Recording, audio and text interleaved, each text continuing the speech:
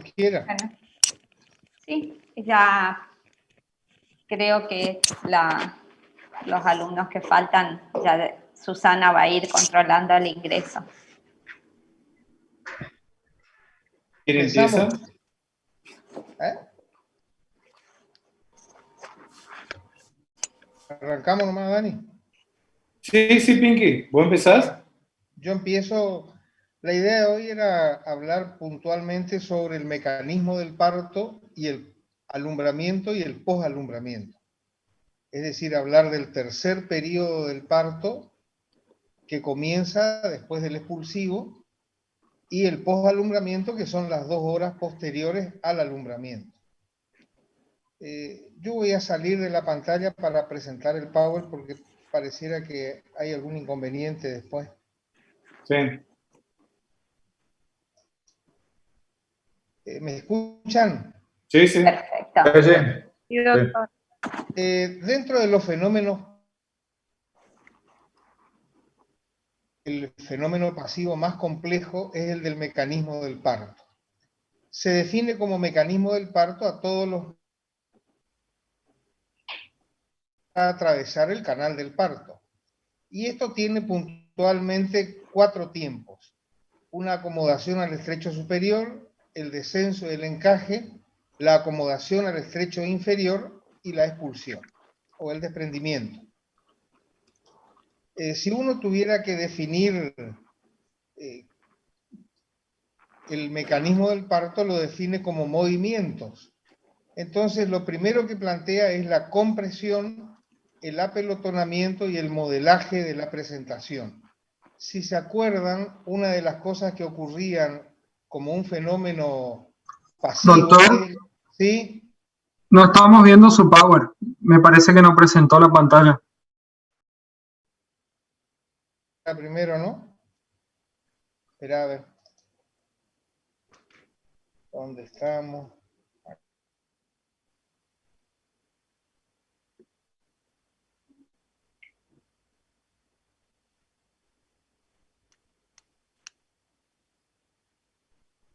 Ahí está. ¿Ven ahora? Ahí sí. Colocarle en presentación. Ahí está. Ahí Ahí está. comienza con el mecanismo del parto. Los primeros 2 tiempos, que es la acomodación al estrecho superior, el descenso y el encaje, la acomodación y el desprendimiento.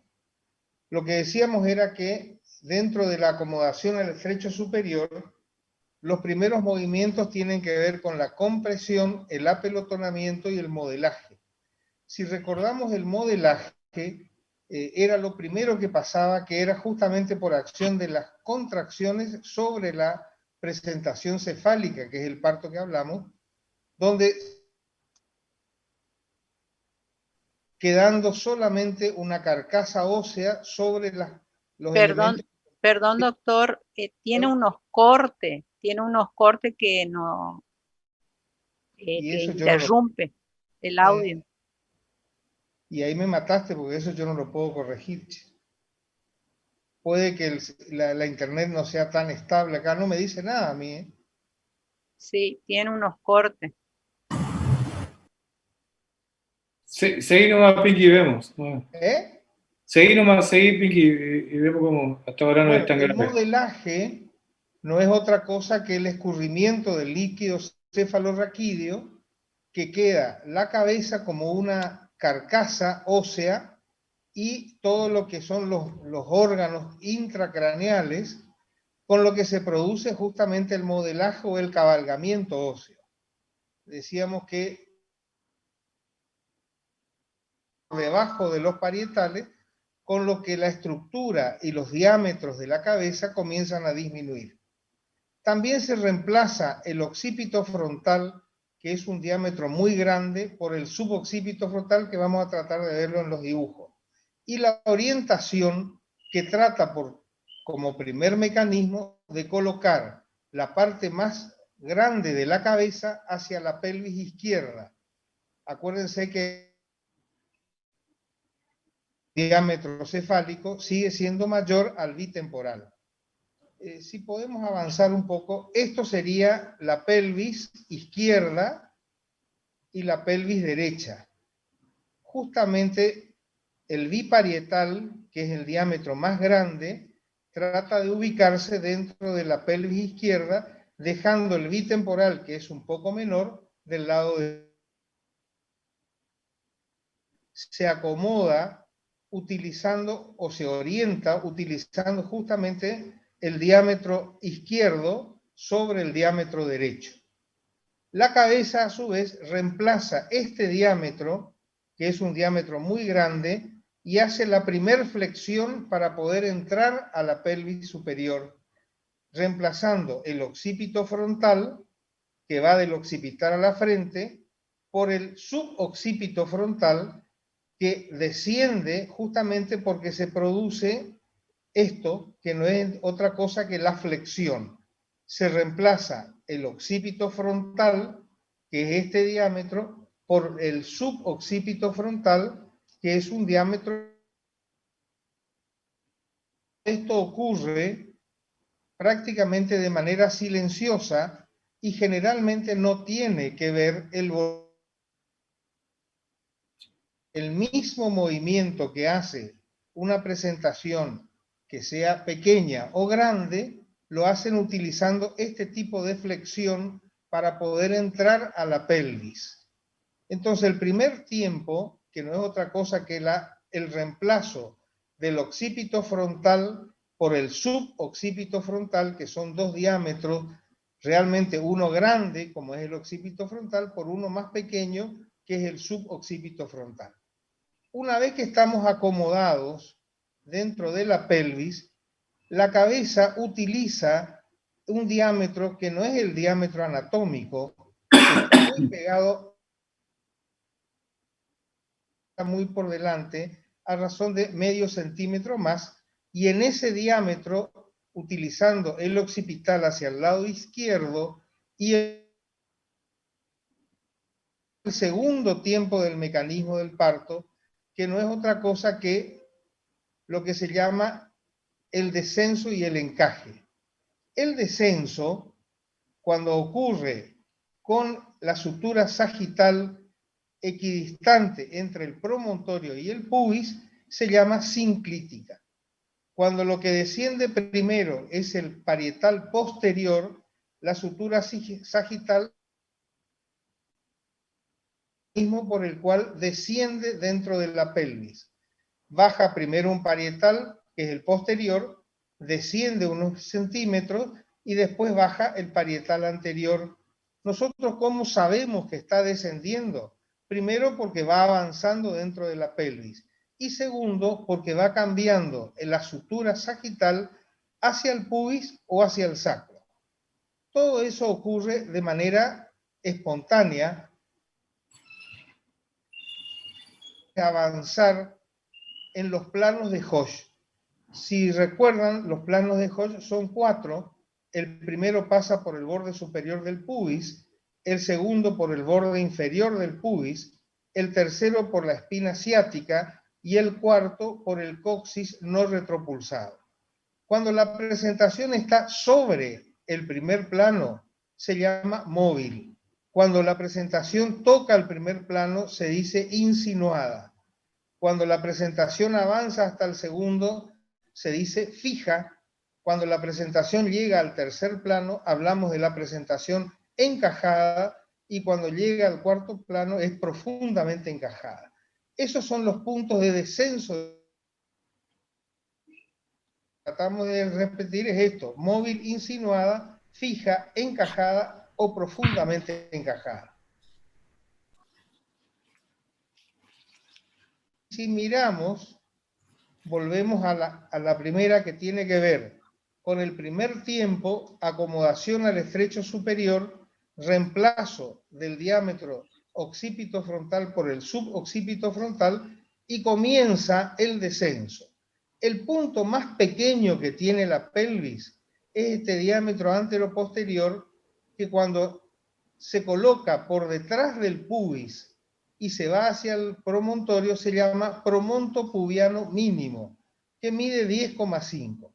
El hecho de atravesar este plano lo hace justamente para definir el segundo plano. La cabeza pasa este promonto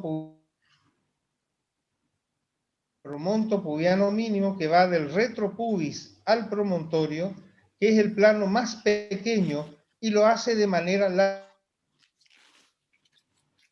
un parietal, y después el otro, que es el descenso, y finalmente el encaje, cuando la presentación se apoya sobre el tercer plano. Volviendo para atrás, si ustedes se acuerdan, la parte posterior de la cabeza ocupa la pelvis izquierda, la parte anterior la pelvis derecha, es decir, colocamos el occipucio apoyado sobre el ala ilíaca, y hablamos de la ilíaca izquierda posterior o anterior, dependiendo de cuál de estos diámetros ocupa. Una vez que comienza el descenso, volvemos al principio,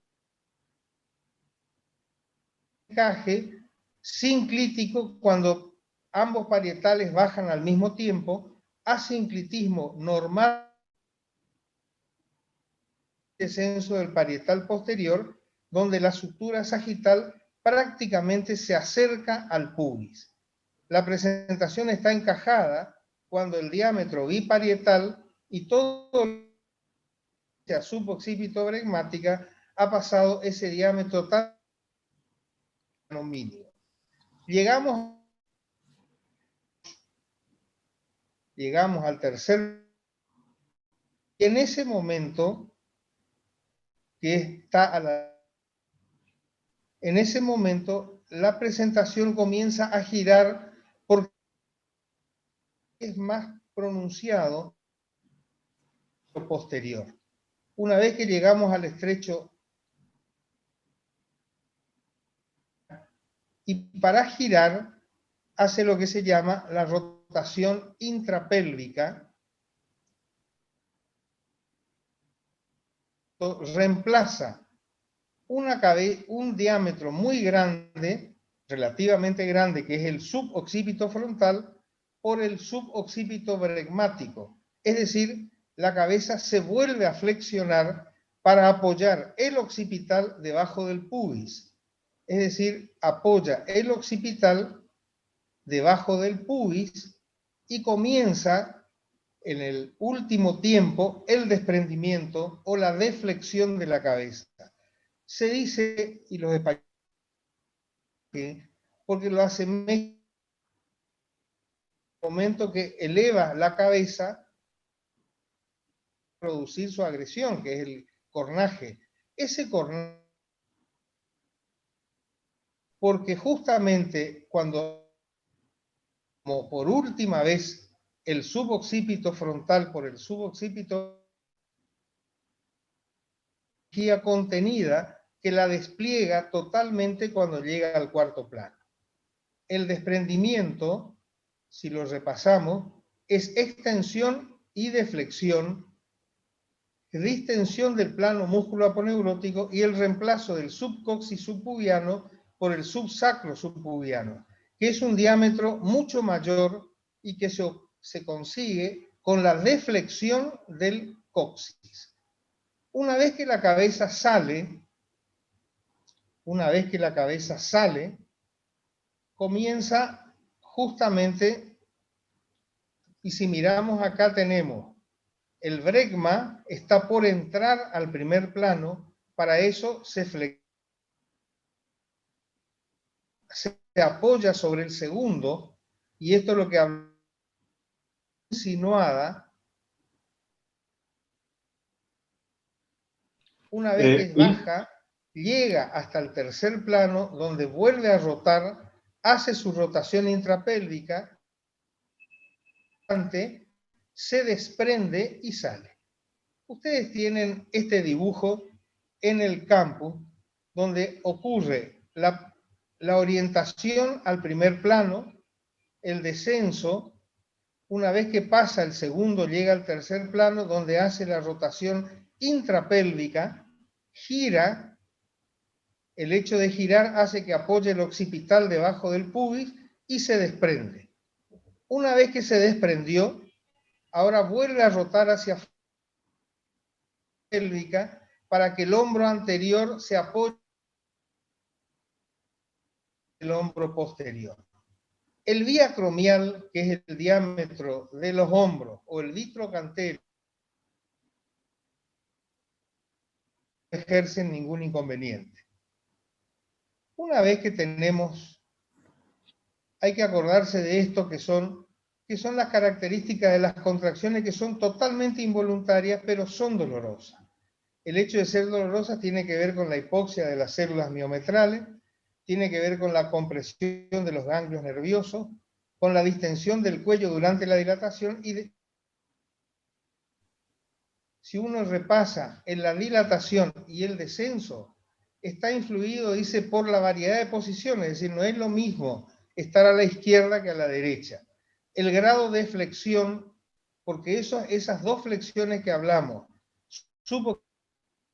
suboccipito bregmática, si la variedad de posición es derecha, el tiempo es más prolongado. El tiempo es más porción pélvico-fetal ahí, más lento se hace el parto. La paridad tiene que ver, no es típara, la posición materna tiene que ver con esto, con la dilatación y el descenso. La madre puede ser en decúbito o de pie. El hecho de estar de pie acelera generalmente la dilatación y el descenso de la presentación. Y finalmente el estado de las membranas. No es lo mismo entrar al trabajo que con las membranas íntegras. Las membranas rotas suelen acelerar el descenso y la dilatación cervical. Si más, el paso siguiente es el tercer tiempo, que es el alumbramiento y el posalumbramiento. Si ustedes se fijan en la historia clínica perinatal, eso tiene que ver con la posición de la presencia o no de desgarros, el uso de oxitocina, el alumbramiento con placenta completa o retenida y la ligadura del cordón. Si más o menos repasamos, o sea, vimos el mecanismo del parto con sus 4 tiempos iniciales, que son los que se refieren justamente al diámetro biparietal. Pero hay un diámetro biacromial y hay un diámetro vitrocanterio. El diámetro de la cabeza, generalmente, a medida que va ocurriendo el mecanismo del parto, se superponen tiempos de la presentación cefálica con los tiempos del hombro. Vamos a ver que no es otra cosa que el periodo en el que se eliminan la placenta y los anexos ovulares. La duración generalmente es multípara, entre 30 y 45 minutos. Se habla de 4 tiempos: del desprendimiento de la placenta, del desprendimiento de las membranas, del descenso de la placenta y de la expulsión de la placenta. Hay fenómenos subjetivos y fenómenos objetivos. Lógicamente, los fenómenos subjetivos son los que siente la madre. Reposo clínico, como que habiendo terminado el parto, todo entra en un reposo, pero hay contracciones que son definidas como desprendimiento. Es decir, la señora va a seguir contando la presencia de contracciones uterinas, que son las que producen justamente el desprendimiento de la placenta, de las membranas, el descenso y la expulsión. Existen 2 tipos de desprendimiento. El que se llama de Bodelock-Schulz, retroplacentario, y el de Bodelock-Duncan, donde hay un hematoma lateral porque la placenta es de inserción lateral. Generalmente, en este caso, en el Bodelock-Schulze, lo que se ve primero es la cara fetal del bebé y después del alumbramiento aparece el gran hematoma que se traduce por una gran pérdida de sangre. Como la placenta es de inserción lateral, lo primero que aparece es el sangrado. Aparece un sangrado y después recién viene el alumbramiento, que lo hace acá, en este caso particular, por la cara materna. Bodeloc-Schulze, cara fetal, que es justamente en el 85% de los casos. Bodeloc-Duncan, el otro 15% restante, donde la expulsión se hace por la cara materna. En las contracciones aparece primero el reposo clínico, pero también en ese momento donde se está produciendo la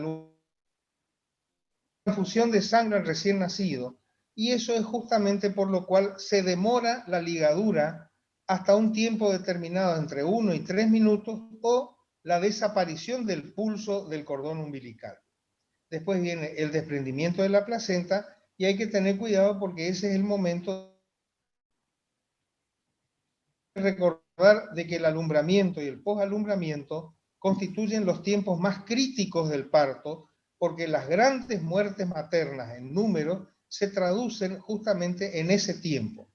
Es la hemorragia del parto o la hemorragia del posparto, que es justamente la primera responsable de las muertes de los partos naturales. ¿Cuál es la clínica? El ascenso, que tiene nombres propios, pero en definitiva la clínica lo que les va a decir cómo sube el útero después de haberse evacuado del bebé y se palpa hacia la derecha. Ese útero está bien contraído, cambia la forma y la consistencia del útero, que al cambiar la forma, el útero se hace más pequeño, pero con una consistencia duro-elástica importante, que es alumbramiento. El dolor en el hipogastrio no es otra cosa que el desprendimiento de la placenta. La aparición de la metrorragia generalmente es la que precede al sistema o al mecanismo de Bodeloc-Duncan, y justamente ese es el momento donde aparecen estos signos clínicos que tienen nombres propios, que por ahí a lo mejor el hecho de conocer o no los nombres propios justamente cómo se maneja el desprendimiento, en ese caso el de la placenta. El reposo clínico lleva alivio del dolor, comienza la retracción uterina, cambia el útero de su consistencia elástica y forma piriforme, y se achica el diámetro transverso del útero, con lo que la parte muscular, acuérdense que el desprendimiento se produce por contracciones. El desprendimiento, al reducirse la superficie de inserción, la placenta se desprende. ¿Qué es lo que maneja esto? La pérdida hemática, la disminución del diámetro transverso, el descenso de la pinza. Si ustedes utilizan una pinza o un marcador en el cordón,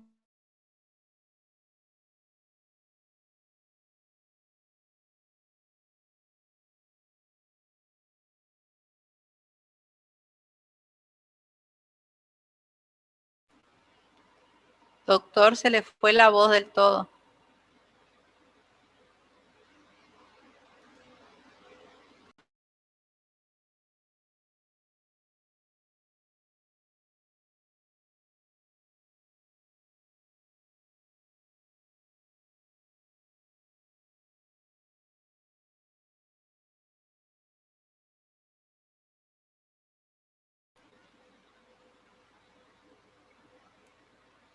Doctora Karina.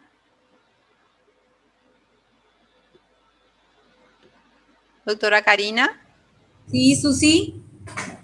Tengo entendido para mí que se le cortó la luz a los docentes. A muchos alumnos salieron, debe ser que a todos se les cortó. Sí. Un corte de internet, Sí. yo encontré que... Sí, la mayoría salió, no sé. Sí, puede ser un corte de luz grande, ¿no? Y capaz que sí, ¿eh? Parece que fue un corte de internet. Un compañero acá avisó. Dijo que Sí, si parece que es podíamos... una fibra. Sí, Fivertel parece. Parece que... Sí, lo que me dicen acá es que parece que es una fibra óptica. La doctora Morales se quedó sin señal Sí, hay muchos El que Sodero solamente hay 80 participantes. Gigarred anda bien, ¿eh? Tengo conectado con Gigarred. Yo tengo Fivertel y se me termina de cortar. Ahora estoy con los datos. Eso yo también.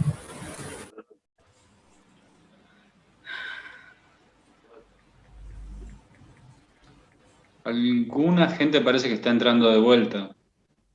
Había Hola. solicitado el 82. Se cortó ahí. Ahí está el doctor. Ahí resta. Están entrando con los datos.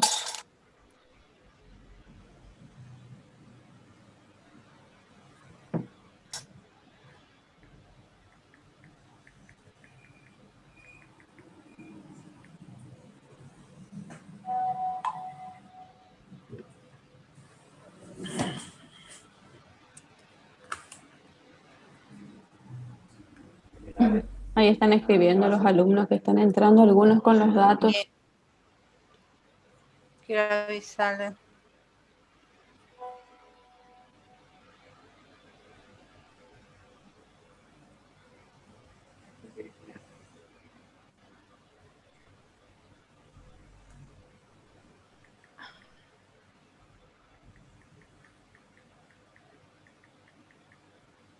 El tema es, le responda a una de las alumnas que pide si otro docente. El tema es que cada uno prepara los temas. Si saben que hoy es un determinado docente, él los prepara.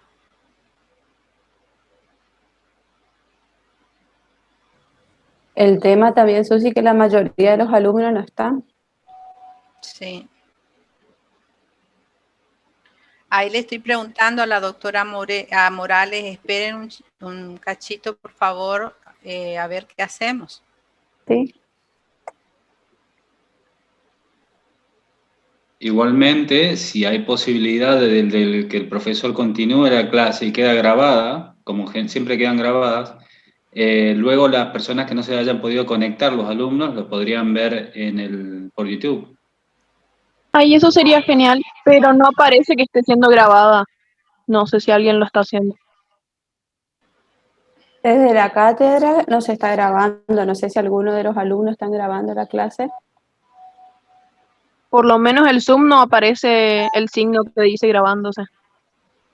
La otra opción es si me habilitan, por ejemplo, podría grabar el resto. Vamos a esperar un poco a ver si entra Sodero. Ahí se está grabando. La Pola no sé si entró. Jessica. Sí, ¿me escuchó? Sí, en todo caso, va a seguir, continúa vos con tu clase porque le faltaba poco a Sodero. Bueno. En todo caso, empieza vos y yo hablo con Sodero y le llamo por teléfono, ¿ok? ¿Oíste, Bueno. Susanita? Sí, le escucho. Sí, así vamos a hacer. Bueno. Que empiece, ¿Está grabando entonces, Doc? ¿Para los demás alumnos? Ahí está. Bueno, y comparto pantalla.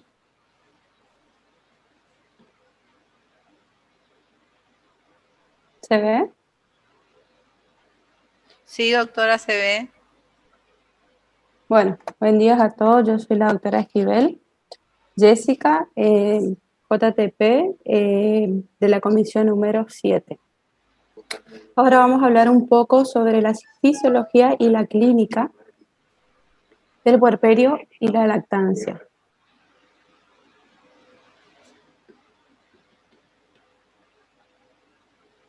Mira. Bueno, ¿cómo definimos al puerperio? ¿O qué es el puerperio? El puerperio es el estado o el periodo luego del alumbramiento, que venía hablando el doctor Sodero, en el cual se van a producir transformaciones progresivas a nivel fisiológico, funcional y anatómico de la mujer. Todas esas modificaciones que se produjeron durante la gestación deben regresar paulatinamente mediante un proceso lento de involución con el objetivo de restituir estas modificaciones al estado pregravídico. El puerperio se va a clasificar en diferentes periodos. ¿Y por qué es lo importante de esta clasificación? Porque en cada periodo puede suceder hechos diferentes, hechos que a mí me alertan, patologías que se pueden dar durante las diferentes etapas del puerperio. Entonces lo vamos a dividir el puerperio en puerperio inmediato, mediato o también llamado precoz, alejado y tardío. El puerperio inmediato va a comprender las primeras 24 horas luego del alumbramiento, luego del parto. Y estas 24 horas son importantes porque en este momento es donde se produce la mayoría de las hemorragias puerperales. El segundo se llama puerperio mediato o precoz y va desde el primer día hasta los 10 días. Y el periodo puerperio alejado va del día 11 hasta los 45 días. Y el puerperio tardío abarca del 45 días hasta los 365 días. Estos también por ahí en algunas bibliografías van a escuchar o van a encontrar que es hasta los 60 días. ¿Qué va a pasar durante el puerperio? Dijimos que todo lo que pasó en el cuerpo de la mujer a nivel funcional y anatómico tiene que retrogradar, ¿no es cierto? Así que van a ocurrir cambios a nivel uterinos y extrauterinos. A nivel de los vasos extrauterinos, estos aumentaron durante toda la gestación. Entonces tienen que ir disminuyendo hasta alcanzar su tamaño que tenían normalmente antes del embarazo. Lo mismo pasa con los vasos uterinos, que se van a disminuir y algunos se van a reabsorber y desaparecer por cambios hialinos. Esto se va a dar de manera gradual y van a ser sustituidos por vasos más pequeños. Algunos vestigios de esos vasos grandes que se desarrollan durante la gestación pueden quedar y no desaparecer totalmente. Y nosotros cuando entramos, por ejemplo, a cavidad abdominal pelviana, a hacer una cesárea, vemos esos vasos en el útero como golfos venosos, que no lograron desaparecer del todo. A nivel, el cuello del útero también va a sufrir cambios, tiene que regresar o intentar regresar a su estado pregravídico, tanto el cuello uterino como el segmento inferior. Entonces acá tenemos la evolución o involución, si se quiere decir, del cuello del útero. Primero, en los primeros días, el cuello del útero va a estar permeable, o sea que al tacto vaginal nosotros vamos a franquear todo el orificio cervical externo, el trayecto y el orificio cervical interno. Al final de la primera semana va a ir disminuyendo su diámetro. El cuello tiene que aumentar su espesor, tiene que tratar de reconstituirse al estado pregravídico, y esto no se da de un día para otro, sino que tarda días. Generalmente a los 10-12 días el cuello del útero ya no debe ser permeable al dedo, debe estar cerrado. Esto varía un poco por ahí en las pacientes que son primigestas y tarda un poquito más en las pacientes que son multíparas. El cuello del útero, cuando miramos nosotros en una paciente que tuvo un parto, vamos a ver que anteriormente al parto, cuando una paciente no tuvo parto, el orificio cervical externo es puntiforme y redondeado, no se ve como en este caso. En una paciente que ya tuvo parto, vamos a ver el orificio cervical externo de esta forma, transversal y alargado transversalmente.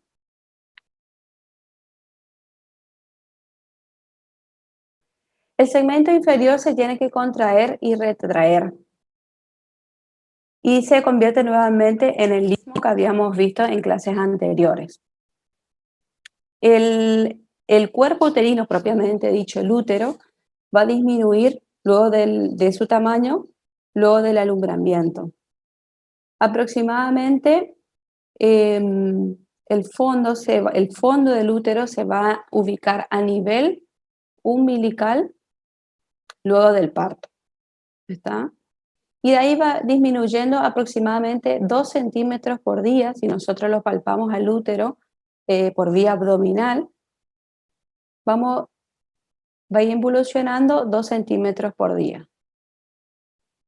A la semana tiene que estar equidistante entre el ombligo y la sínfisis del pubis. En el medio más o menos lo vamos a encontrar al útero a la semana del parto. En el puerperio inmediato, o sea, luego del parto, el útero va a pesar aproximadamente 1 kilo. Y después de la semana, a la semana, 500 gramos. Al final de la segunda semana, entre 300 y 100 gramos. El número de células musculares del músculo liso uterino no disminuye en sí.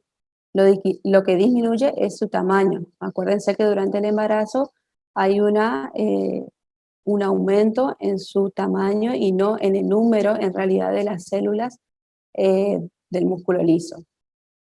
Y también va a disminuir el tejido conjuntivo que aumentó durante la gestación. Durante el puerperio, sobre todo el puerperio mediato e inmediato, la mujer va a sentir dolores o como contracciones a nivel del útero, a nivel del hipogástreo. Y es porque el útero sigue teniendo contracciones para lograr disminuir su tamaño y tratar de disminuir también el sangrado. Estas contracciones se llaman entuertos y son mucho más perceptibles en aquellas pacientes que ya tuvieron un parto o una gesta anterior. Sobre todo estos entuertos se van a hacer sentir, digamos, durante la lactancia materna, porque acuérdense que durante la lactancia materna se secreta la oxitocina que actúa a nivel del músculo liso. Entonces esta oxitocina también va a ayudar a las contracciones. A partir del tercer día aproximadamente, estos entuertos van a ir disminuyendo. ¿Qué tenemos que controlar durante el puerperio? Los loquios. ¿Qué son los loquios? Las pérdidas que van a tener las pacientes luego del parto.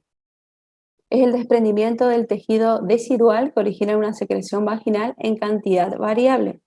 Y va a ir cambiando su característica y su color a medida que va pasando los días. Los loquios constan de eritrocitos, de decidua desprendida, de células epiteliales y bacterias. En los primeros días, hasta el tercer, cuarto, inclusive hasta el quinto día a veces, estos loquios van a ser hemáticos. Está formado por deciduas necróticas, sangre, tejido de granulación y resto de membrana. Esto es para tener una idea más o menos de la evolución de los loquios a medida que va pasando los días. Luego los loquios se van a volver serohemáticos a final de la primera semana. Luego de la semana se van a volver serohemáticos, que es este dibujo para que tengan una idea. ¿Por qué? Porque va a disminuir el sangrado de los vasos uterinos, sobre todo donde estaba inserta la placenta, y va a aumentar el exudado. Entonces, la sangre va a ser más serohemática. Luego tenemos a la tercera semana que los loquios van a ser serosos. Serosos son de color amarillento, como se muestra acá. Y esto es porque aumenta la secreción mucosa y la eliminación del leucocito. Entonces, esto es para que tengan una idea de la evolución normal que tienen los loquios. Los loquios pueden durar mes y medio, o sea, dentro de los 40 a 45 días es normal que sigan las pacientes teniendo pérdidas. Durante el puerperio se va a dar entonces la regeneración endometrial. Durante los 2 a 3 primeros días después del parto, la decidua restante forma 2 capas, la decidua del endometrio. La capa superficial que se va a necrosar y se va a desprender en forma de loquios, y la capa basal que es la que origina el endometrio nuevo. Donde estuvo inserta la placenta en el endometrio es un poco más lento que el resto del endometrio. El restablecimiento completo del endometrio generalmente se va a realizar a la tercera semana aproximadamente. Y donde estaba inserta la placenta, tarda un poco más, aproximadamente 6 semanas.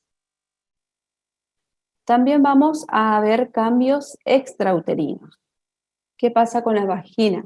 La vagina va a quedar un poco más blanda, distensible, complaciente y va a recuperar su estado normal generalmente a las 3-4 semanas del parto. El introito a veces, generalmente al examen ginecológico, puede permanecer entreabierto, decimos.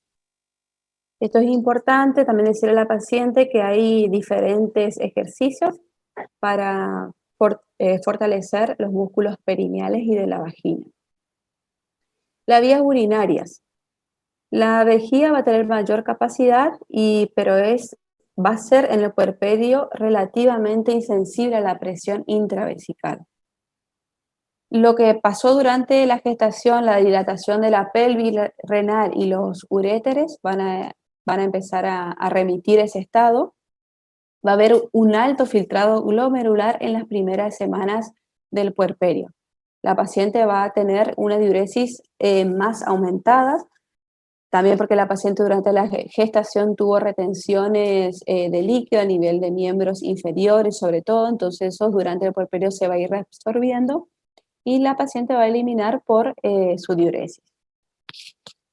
Con respecto al peritoneo y la pared abdominal, bueno, la pared abdominal va a permanecer flácida, blanda durante las primeras semanas, pueden tener algunas estrías, la hiperpigmentación que se da durante el embarazo puede permanecer durante varias semanas hasta que disminuye totalmente las hormonas que aumentaron durante la gestación.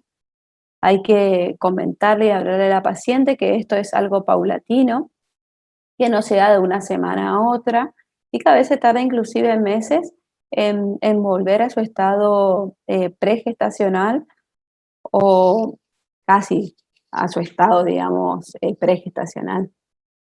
Los músculos van a estar atónicos y en algunos casos se puede dar diastasis de los rectos y algunas pacientes también puede presentar hemorroides. Con respecto al cambio de la sangre y los líquidos, durante el puerperio, sobre todo durante los primeros días de puerperio, el puerperio inmediato, al ver todo un juego de líquidos intra y extravascular, puede haber una leucocitosis reactiva. Generalmente puede llegar hasta 15.000 glóbulos blancos. La concentración de hemoglobina y hematocrito va a variar de una paciente a otra, dependiendo también de la cantidad de sangre que se perdió durante el parto y o cesárea. Generalmente se va normalizando hacia la segunda semana, igual que el fibrinógeno y la eritrosedimentación, luego de la semana también se va normalizando. La paciente después de que da a luz, después de su parto, va a disminuir de peso. Automáticamente luego de la salida del feto y de la salida de la placenta por la evacuación uterina que hay, pierde aproximadamente entre 5 y 6 kilogramos. Luego por diuresis va perdiendo más, por todo lo que dijimos de la retención de líquidos, sobre todo en miembros inferiores que había, puede perder entre 2 y 3 kilos por diuresis. La mayoría de las mujeres, o no tanto la mayoría, alcanza su peso pregestacional, más o menos pregestacional a los 6 meses, con 1,5 kilos de más aproximadamente, a veces un poquito más. Esto es muy paulatino y es muy variable de una mujer a otra. A veces se tarda un poco más, ¿no es cierto?, en volver al peso previo a la gestación. Con respecto al aparato digestivo, durante la gestación los intestinos, por acción de las hormonas que se da durante la gestación, están un poco más lentos, decimos, el peristaltismo es más lento durante la gestación. Esto se va a ir normalizando durante el puerperio. También se va a ir normalizando en semanas y a veces inclusive meses. La paciente puede quedar con un estreñimiento durante varias semanas. Esto también está relacionado con las hemorroides, como hablamos anteriormente, y el dolor por ahí de la episiotomía o los desgarros si tuvo la paciente, como que inhibe su catarsis como un mecanismo de defensa. Pero sí, hormonalmente también disminuye el peritaltismo intestinal. Con respecto al aparato respiratorio, todos los cambios que habían durante la gestación se van a ir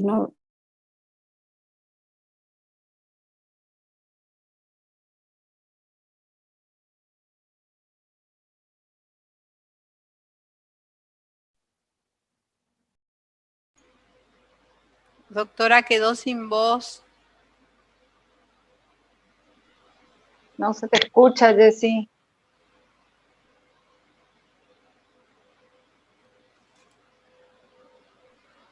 No se te escucha.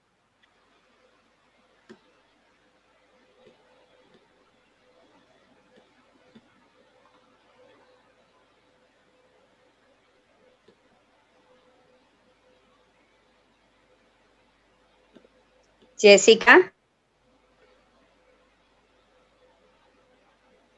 No, se le frizó la presentación, así que debe tener problema ella.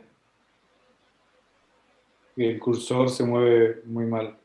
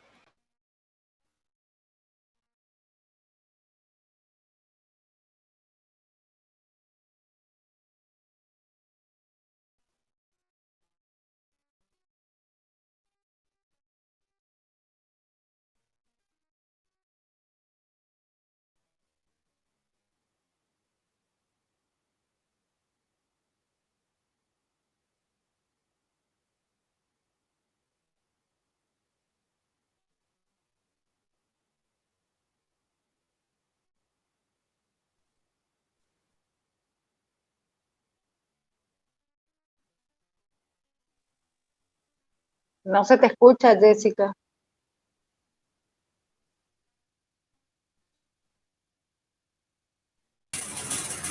Doctora, intente desconectar los auriculares y hablar al micrófono de la compu nomás.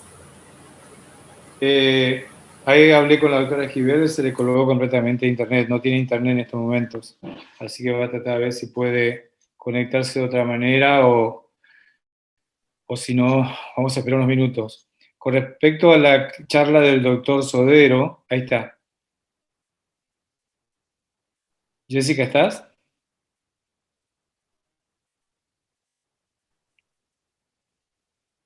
Bueno, les comento la clase del doctor Sodero, él la va a grabar y esta noche, o a lo sumo mañana a la mañana, se le va a colocar en el campus, la parte que él falta.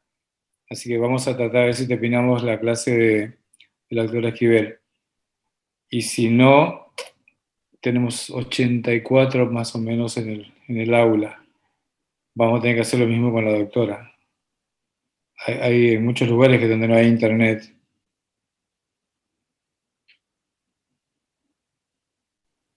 Esperemos unos minutos, por favor.